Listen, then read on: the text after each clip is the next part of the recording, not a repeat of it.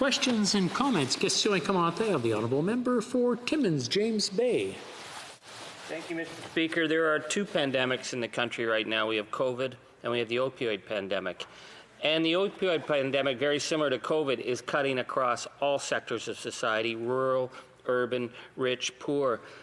I want to ask my honourable colleague about what he's seen in his communities. We know in our far north communities in Treaty 9, communities are so desperate to stop the opioids. They have people at the airports trying to stop the drugs from coming in because they have no other supports. In the city of Timmins, the police are working with mental health workers on the streets of Timmins trying to deal with this because they recognize this is beyond criminal. This is a massive mental health crisis, and we're seeing deaths and suffering in families that are being broken apart by the devastation of these drugs. So we really want to be able to stop the pushers who are making these drugs. It's particularly fentanyl and its destructive nature, but we need to have measures of support to get people out of the nightmare of the opioid addiction. So I'd like to ask my honourable colleague what he's seeing on the West Coast and steps we can take in this Parliament in the midst of this COVID pandemic to deal with the other pandemic, which is the opioid crisis.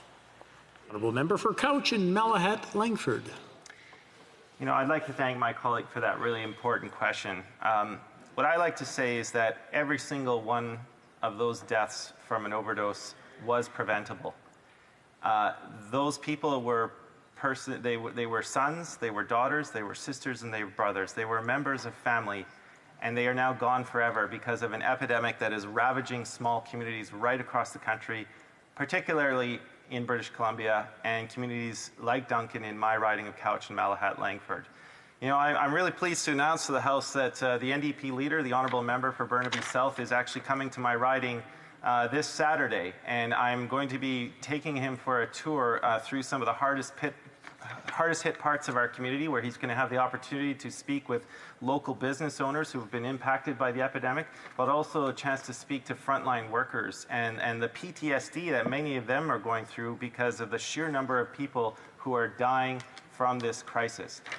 Mr. Speaker, to go to the member's question, you know, it's great to see that we have programs like the Substance Use and Addictions Program from Health Canada.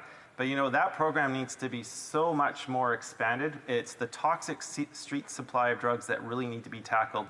But the biggest thing that we need to do, the biggest amount of leadership that we need to see from the federal government, is to address the ongoing criminalization of small amounts of possession. Once we get past that step, Mr. Speaker, and we can get people past the ongoing stigma of criminality, I think they will be encouraged to come forward out of the shadows and get the help that they truly need so that we can start taking very affirmative and worthwhile steps to tackling this crisis that is ravaging so many communities. Thank you.